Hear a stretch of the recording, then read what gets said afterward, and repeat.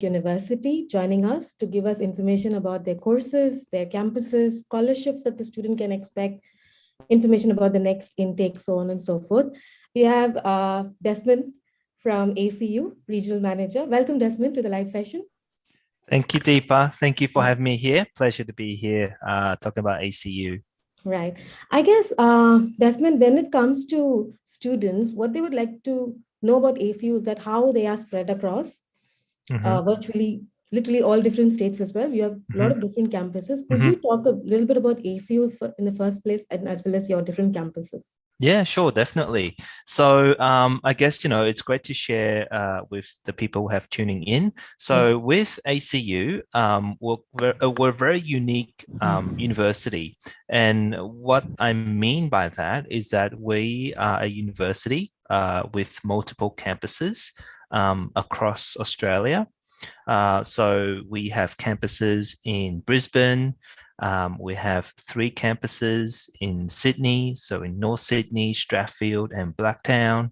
We have a campus in Canberra. We've got a campus in Melbourne, and we also have a campus in Ballarat, which is a regional town in Victoria. So so we've got these choices of campuses that students can choose and decide where they'll like to base themselves and study.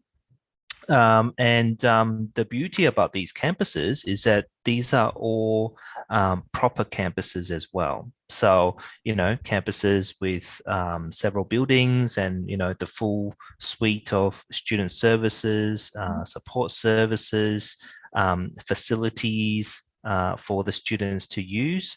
These campuses are not like, just located, say in a single building in the city, in the office block, 3-4 levels, but proper campuses. Yeah. And if I'm not wrong, when it comes to your Fitzroy campus, I suppose that would be your biggest campus? Yes, Deepa. That's correct. So, obviously these campuses do differ in sizes, depending on the location. But the biggest campus that we have is our Melbourne campus, which is located in Fitzroy. So we have just over 11,000 students here in the Melbourne campus. Right. All up, if we add up all of our campuses, we have about 33,000 students. Wonderful. And I guess students would also be interested in the Ballarat campus because it is regional Victoria as well as Adelaide. Could you give our viewers some clarification of what sort of courses are offered from Ballarat? Yeah, so we do have a few options, I guess, if a student's interested in, studying in a regional area. So as you mentioned, definitely Ballarat is one of those options. So Ballarat is one of our smaller campuses. We have probably around 1,200 students out at our Ballarat campus. The reason why it's a smaller campus is because, I guess, in terms of the course offerings, it's a little bit more limited. So it's mainly focusing on our nursing program, so our Bachelor's of Nursing program, and also our Bachelor's of Physiotherapy program, as well as our education courses. But all these programs are only offered, I guess, at an undergraduate level. So we don't actually offer any postgraduate level courses out there at our Ballarat campus at this point in time. But I guess having said that, even though the course offerings are a bit more limited, but these are all very popular courses amongst international students anyway. Right. Now, when it comes to ACU, what are some of the most popular courses that students can look forward to study at ACU? So look, there's lots of options here at ACU. I guess traditionally, ACU has been well known for our courses, particularly in health sciences. So nursing is one of our big courses. And also for our education programs, we're also very well known in these areas. So for example, in terms of rankings, nursing for us, we're ranked number 18 in the world. Education, we're ranked in the top 50 in the world. But like I said, having highlighted these two, there's also many other options as well under health science or education. So if we look at health science itself, we offer other areas, for example, exercise science and sports science. We have that as well. We also have other courses like occupational therapy, nutrition science, biomedical science, as well as speech pathology. So these are just some of the other options under that area, or even public health, which would be a very popular one as well. And then if we look at education, we cover all the different age levels. So all the way from early childhood education to primary, as well as secondary, as well as special education. So very broad range of courses. And also in terms of other areas, of course, we also provide courses in business and also in IT, and as well as law and criminology. And then even arts. So we also have arts related courses as well, in visual arts and design, creative arts, and also social work as well. So so those are just to name a few. Wonderful. So I thought we would pick certain cohort of courses and talk more in detail about them. So obviously, when it comes to ACU, I guess the name resonates with nursing courses, especially because it's a Catholic institution with an intention to serve people as well, I guess. And so when it comes to your Bachelor of Nursing programs,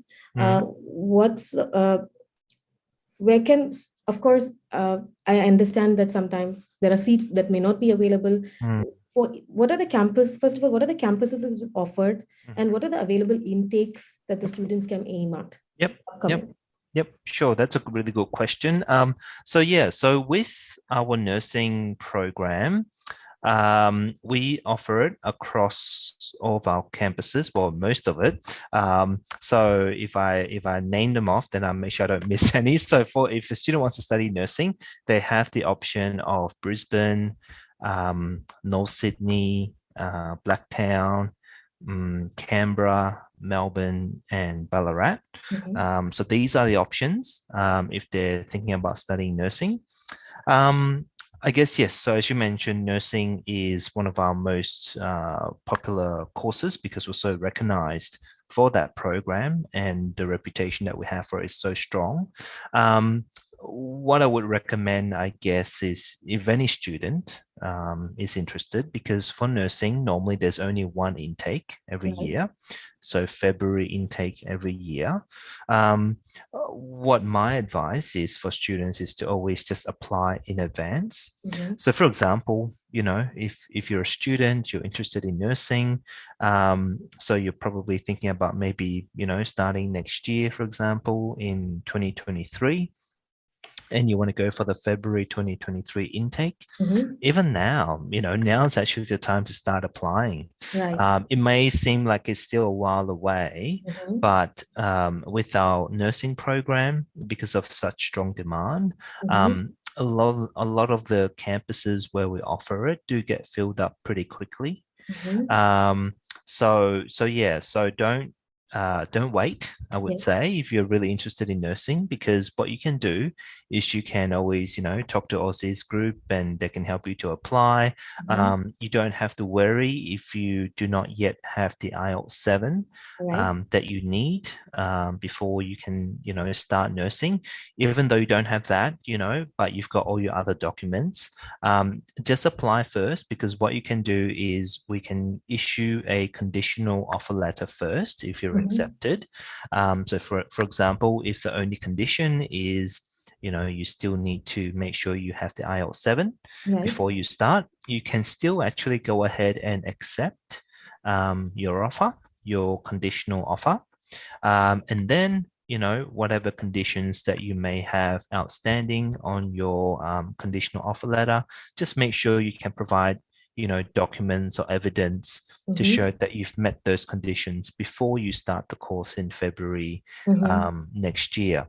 So, we give you that time to kind of get things together, but because it's such a popular course, and if you really want to secure your spot and to hold your spot, that's what you can do. You can go ahead and accept the conditional offer letter first. Right. And so in essence, they get a conditional COE where they'll have to satisfy the criteria before the commencement. Exactly. So the student has got up until just before, I guess, the course starts in February 2023. By that point in time, they do need to show evidence that they've met those conditions. Right. Another cohort of students who are also looking to do Bachelor of Nursing in Australia are the overseas nurses. Yes. As well. So what sort of preparations do they have to do when applying for ACU, and can they expect any credits? Yeah, they certainly can. So for any nurses, I guess, tuning in from overseas, so if you're currently already a nurse in your home country, or if you do have your, or you come from a nursing background, what you can do is when you apply, make sure that you provide additional documents. And by that, I mean, documents, obviously, we need to see your academic qualifications for your nursing qualifications, so your academic transcripts and your completion certificates. We would also need your nursing registration or your nursing license from your home country. And then, if you have been working already, work experience letters would be required as well. So generally, these are the sorts of documents that the faculty needs in order to help to, assess the possible credits. And then, once you provide those documents, they can have a look at it, make a decision. And then when you receive the offer letter, the offer letter would have confirmation on it, how much credit has been granted, and the remaining duration that the student would need to study for our nursing program. But generally speaking, the maximum credit that we give is normally up to 8 units of credit. But of course, the faculty do need to assess it case by case with the documents that the student provide. But as a general guide, maximum credit we give is 8 units. Right. Okay. Yep. Moving on from nursing to the other popular course that students look forward to study is social work these days. So ACU has both bachelor's as well as the master's qualifying program. Yes. Talking about the master's, could you elaborate the viewers when it comes to the entry requirements in terms of the cognate background that they have to come from to qualify for entry? Yeah, so if a student's looking at the Masters of Social Work, so we do need to have a look quite closely, I guess, at their previous academic qualifications. I mean, a student do not generally need to have come from, I guess, the same social work type background, but students do need to demonstrate that they do have at least completed 8 units of courses which are within a range of different areas. It could be areas like psychology or humanity studies, or even I think business and law. So it's quite a big variety, actually. So it does actually allow those students who actually do not come from an exact social work background to actually be considered for the program. It's a big list. I can't remember everything off the top of my head, but what I do remember is there is quite a big area of different, I guess, subjects or subject areas where the student can demonstrate, as long as they have 8 units, Yes. That they've completed, those are close to or related to those areas, then they can be considered. But of course, if any student is interested, best thing to do is always to put in an application and talk to Aussizz group about that, for them to help you, so that we can have your proper, all your documents, all your academic documents, and then we can give it to the faculty, and then they can make a formal assessment. Yeah. Yeah, I guess those 8 units in specific areas where they have to have competency is also mentioned in ACU's website under It the is, social yes. work qualifying Yes. listing. Viewers can have a Yes. look at that, or Definitely. contact Aussizz as well. Yeah, have a So look. I guess the great thing about ACU is that you're for students who are falling short of the entry requirements just by 0.5 bands with the English, they can package, they can get a conditional offer letter under conditional COE. Also, but to the condition that as long as they meet it at the time of commencement, they do have to score, right? Yep, And I that's think right. that's a great thing, because it sets students oriented towards that pathway, and they would take it as an aim and goal to complete that, because they so really want to do that course. Now, other important course with the Bachelor of Social Work also, which is getting popular among students, because they do complete Diploma of Community Services in Yes. individual support and disability, and then they're Yes. looking for further pathway. Of course, I don't think there are any prerequisites, but is that a 4-year course or a 3-year course?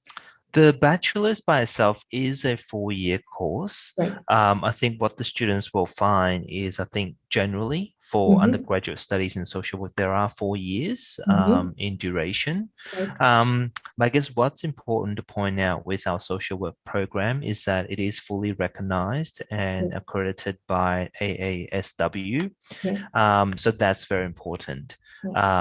Because I guess for any student who is particularly keen on, going into social work, it's important that you go and study at an institution where their social work course is fully recognized and accredited by AASW.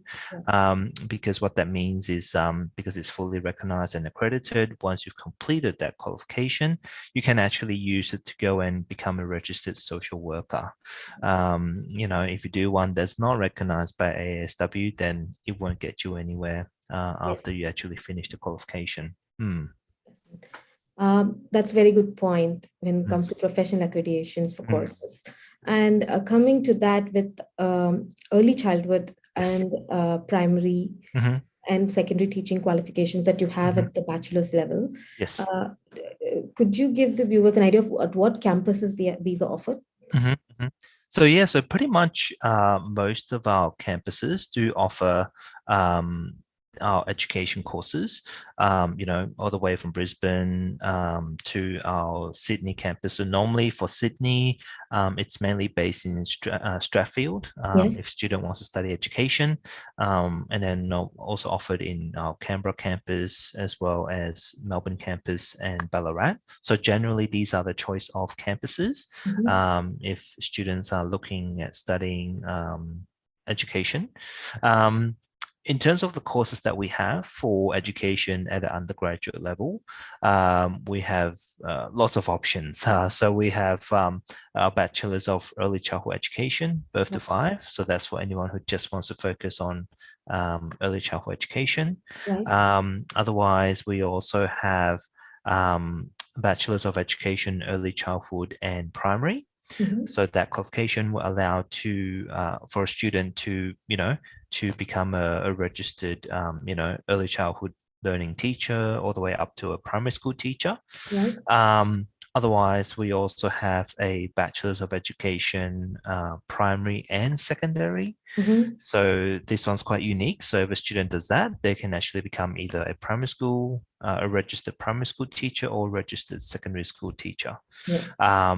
Or if a student really want to be just focusing on secondary teaching, then they can do a Bachelor of Education just only in secondary teaching. And then also we have special education, so they can combine We have like a Bachelor's of Education in Primary and Special Education, or the other ones, Bachelor of Education, Secondary and Special Education. So big variety, Yeah. lots of options. I guess the dual specialization is also a unique feature. Early childhood or primary and secondary. Uh, Mm, and then they can choose to go on to specialize in which area of teaching that they want to. yeah, Uh, exactly. and when it comes to the entry requirements, other than Mm, the academic and the English, are mm. there uh, any selection criteria? Just 1 second. Sorry, with the office where I'm in, the light goes off if I don't Oh, move. it's all So good now. I've got the light back on now. It's all auto censored. Sorry, what was that question again, Deepa? So, other than the academic and the English, Mm. are there any other selection criteria for Hmm. students to address Okay. when they Yep. want to apply for teaching qualification? Yeah, look, there are some.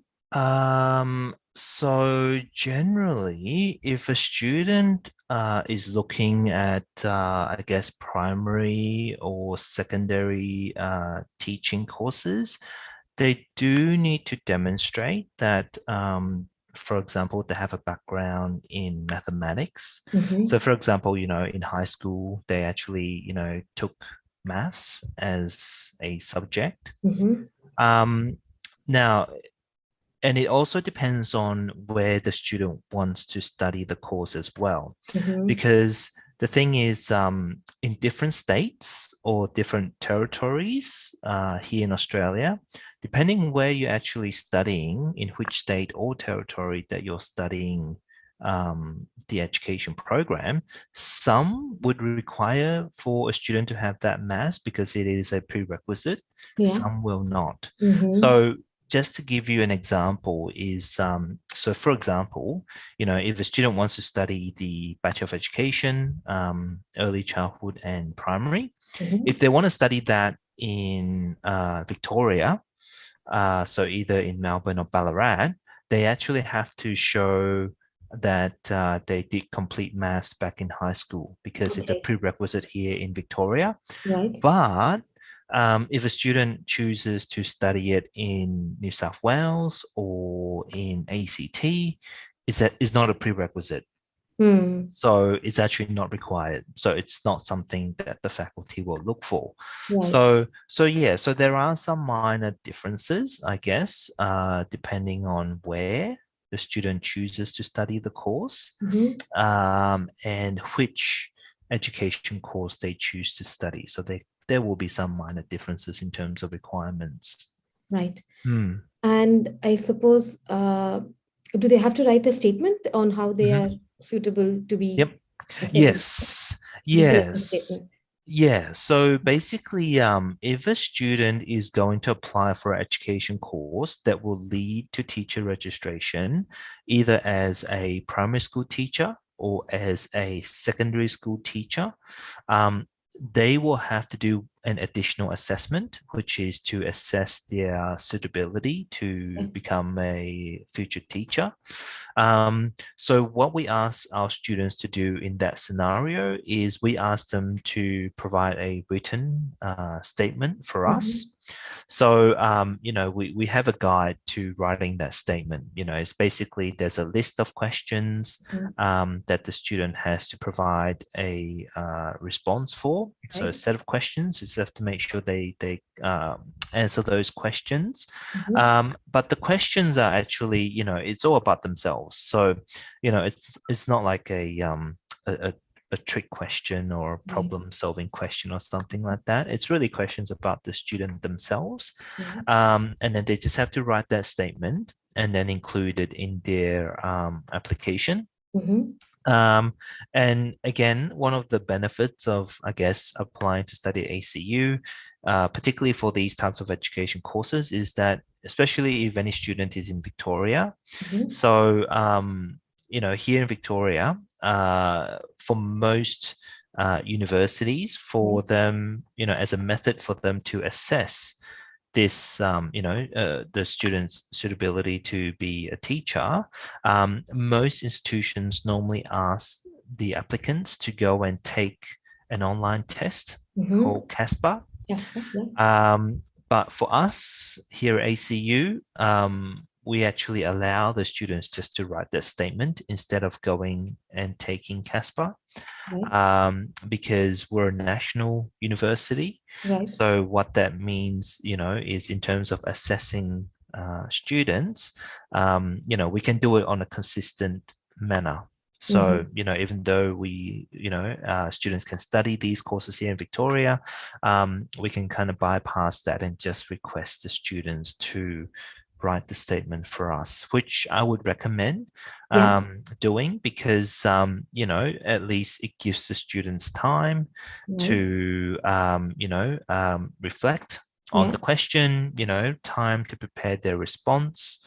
And then they also get 2 attempts at it as well, rather than going to take CASPA, which, a student has to book, has to find an available date to, book themselves into the assessment for that.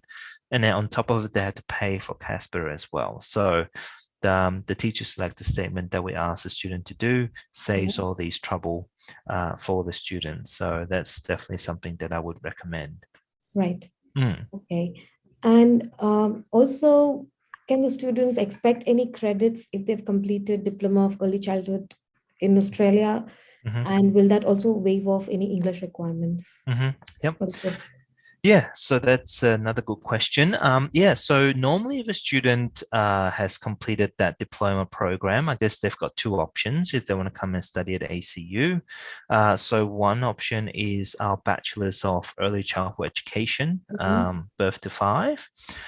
So for this particular bachelor degree, I think in terms of credits, I think normally students would be eligible to up to about 8 units of credit. The other option in terms of the bachelor's degree they can go into is the Bachelor's of Education, Early Childhood and Primary. For this one, the credits would be fewer, because obviously it has that primary teaching component, which the student, hasn't really delved into, during their diploma course. For this particular one, I think the credits are normally between about 3 or 4 units of credit. But normally, with the credits, students can always apply, and then we give it to the faculty to confirm, the exact amount of credit. But what I've mentioned is just a rough indication of the possible credits. And as to the second part of your question about meeting the English proficiency requirements, so if a student has completed those diploma programs here in Australia, so I guess as long as they meet a certain set of conditions, and by that I mean, the diploma qualification that they've studied is at least 2 years in duration. So, for example, a student, maybe they did the Cert 3 first plus the diploma together, and then combined they are 2 years in duration, right? So that's the first condition. The second condition is after they've completed that diploma, they need to have commenced study at ACU within 2 years as well. So as long as these 2 conditions are met, they actually then meet the English requirements. They don't have to show IELTS again when coming into our bachelor's degree program. But those are the 2 conditions that they have to meet. Okay, wonderful. Yeah. We do have some questions from our YouTube stream. We will take it at the end. I guess we can quickly touch on scholarships that are offered at ACU, and then we could discuss about diploma programs as well. Yeah, sure. Could you talk a little bit about your Global Excellence scholarships that students can vie for? Yes. Okay. So, so the main one that we have for international students is we have the International Student Scholarship. So this is a merit-based scholarship. The value of it is very significant. It's a 50% scholarship. Right. So basically what the students have to be eligible to apply for this scholarship. In order to be eligible, what the students have to demonstrate is that they need to have at least a GPA or an average score of 80% or above, I guess, from their current study, if they haven't yet finished their current qualification, or from their previous, their latest or their previous qualification. So they need to have that score. If they're going, but for this scholarship, it only applies to undergraduate and postgraduate programs. Right. So basically, if they're applying for a undergraduate program and they do have this 80%, GPA, they need this GPA that they have must have been achieved within 2 years of commencing their studies at ACU. So if they meet these requirements, they can go ahead, put in an application for the scholarship. If they're going for a postgraduate program, then if they have that 80% or more GPA, that must have been achieved within 4 years, within the last 4 years, within 4 years of commencing their studies at ACU. So if they do have these, they just need to get an offer letter first from ACU. Even if it's only a conditional offer letter, that's okay, but it must be an offer letter. They don't have to accept the offer yet. So a student has the offer. If they're going to commence in the July intake, so for example, anyone is interested in going for this upcoming July intake, they'll need to apply for this scholarship with the ACU offer letter in April, so actually next month. So it will open from tomorrow.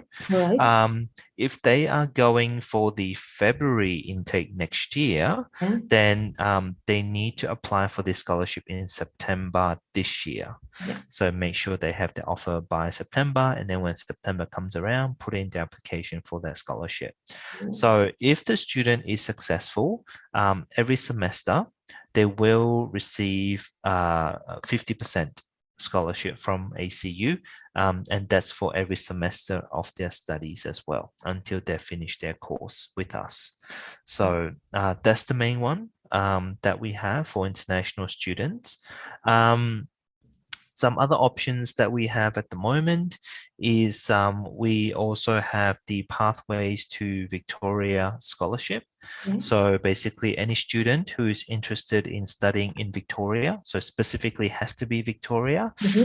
If a student's going to package their program, so for example, they're going to do minimum 10 weeks of English plus a degree program, or they're going to do our foundation program or our diploma program, and then packaging those with a degree program, they do get a automatic $2,500 scholarship.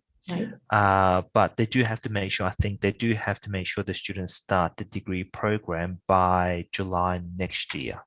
So ideally, they're doing their pathway course this year, and then they start their degree course by July 2023. But that's an automatic scholarship, so worth $2,500. And the other scholarship that we have is if any student is interested in doing a diploma in business or diploma in IT with us, but they must commence this year in 2022, we've got a 20% discount for these two diploma courses at the moment. So, but the condition is they must start the diploma course this year in 2022. So we've got one more intake for the July intake if any student is interested. Wonderful. So I guess students have to hurry up, especially for the merit scholarship, because that opens tomorrow for the July intake. And I suppose there are 20 places? Yeah, so with that one, it is limited to 20 places, which is why we do require students to go through the application process, and they must have their offer.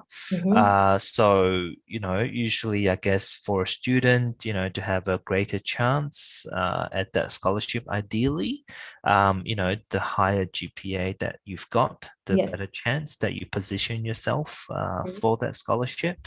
But I guess regardless, as long as you meet the eligibility requirements, it's always worthwhile to give it a try anyway. And Wonderful. So students exciting scholarship opportunities at ACU for various courses. Finally, I just want to touch base on physiotherapy courses as well. I know ACU is famous for that, but we want to set the right expectations among students in terms of how many places are available and what sort of preparation they can do so that they could get a place to study. Yes, yes. Now, again, good question, and thank you for raising that. And physiotherapy is a very competitive program, I guess. And I think it is the case with any university here in Australia.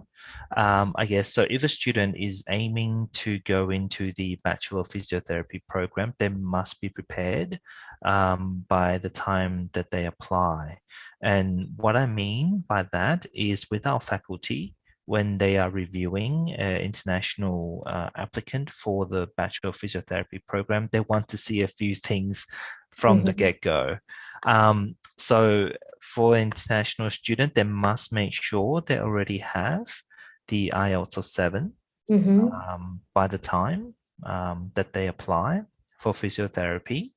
And the other thing that the faculty will be looking for is the student's academic record, up to that point in time, because it is a competitive program. So ideally, they will be looking out for students who have performed very strongly academically, either in their current study or, the latest study that they have completed.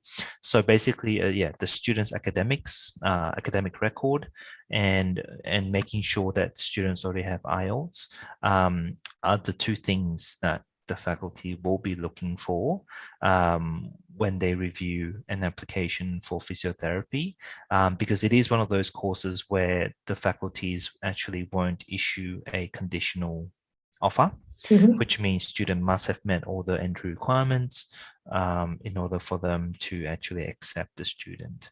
Yes. So with ACU, all courses, there is an option for conditional offer other than law and physiotherapy, I guess. Yeah, so particularly, I guess, with courses where I guess, the reason they do that is simply because places are limited. So for any courses where places are limited and it's highly competitive, they will have these type of, I guess, a bit more unique, entry requirements where they do ask for a little bit more from the applicant. Sure. And are all scholarships automatically assessed, or do they have, is there a separate application? Yep. So at the moment, I guess out of the scholarships that we have, it's only the International Student Scholarship. So the 50% scholarship where students do actually have to go ahead and put in an application. But the other two I mentioned, the Pathways to Victoria Scholarship and the Diploma in Business and Diploma in Business IT Scholarship, those ones will be automatically applied when they apply, if they're eligible. Yeah. Sure. Okay. I think we've covered all aspects quite well. We could take a few questions that are coming up in our feeds. Yeah, sure. So DB wants to know, I guess it's about the nursing program. Is it like a conversion program for international nurse? I guess it's about the Bachelor of Nursing. Yes, it is in a way because students are getting credits. Yeah, it is. I mean, I guess it might depend on the type of program that I guess the student is looking for. I know some institutions kind of have their own conversion nursing program, but I think they're quite rare and few and far in between. But I guess for us at least is, if an applicant is interested and they can provide documents in terms, of their nursing qualifications, license and work experience, student, we can access it and student could get credit. So so in a way, at least, if the students do get the credit, they don't have to spend the full 3 years. And the rest of the course would lead for registration as an island. Yeah, definitely. Yeah. And is there how many years for international nurse? Of course, that depends on the credits. 10. It is, yeah, And, it is, yes. and the fee, is there any scholarship available? So again, even nursing courses, aspirants can enter into the pool for the merit scholarships, right? That's right. So yeah, so that's the main scholarship for all programs. Yeah. And as long as the program is an undergraduate or a postgraduate program. So yeah, if a student meets the requirements, definitely go for the international student scholarship, even if they want to go for nursing. Yeah. And Mohammed Mohsin wants to know, I guess he's an offshore applicant. In offshore non-academic background students having multiple years of business experience, he's put in brackets 7, apply for Master of Teaching. So uh, his aspiration is to study Master of Teaching. However, uh, he's had a long history of running a business Right. and comes from a non-academic background. Right, right, right. Okay, well, I mean, with the Masters of Teaching program, students don't necessarily have to come from a background, with a qualification in education. But generally, I guess with teaching, it depends on which one as well, the Masters Yes. of Teaching.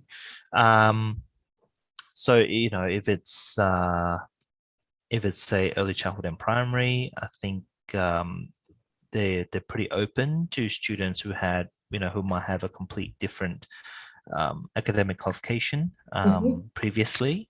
But if students is interested in Master of Teaching secondary, then that's a little bit different, because with secondary teaching, that's when you do need to specialize in particular subject areas. And then that's when it is important that they do actually have a look at, I guess, the applicant's academic qualifications to determine, whether they have the sufficient background to support the teaching methods that they want to go into.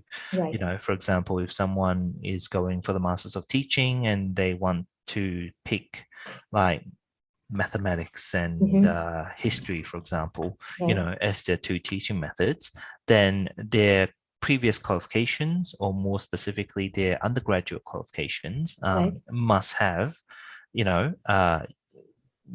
units where the students have completed in these areas, so they have the sufficient background knowledge in these areas if they want to teach those areas in the future. Wonderful. Yeah. Okay.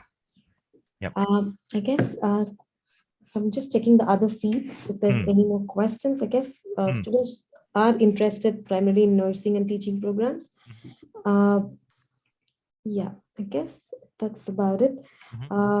Thank you so much, Desmond, for graciously accepting to do this session and giving students all the vital information. So the next intakes that students can look forward to would be July, probably except for some courses like nursing and physiotherapy. And if you have any more questions on ACU, you could contact our qualified education counselors at Aussizz Group, and they can help you with your application. Wish you all a very good evening. Thank you. Thank you. Thank you so much, Deepa, and thank you for organizing this, and thank you to Aussizz Group.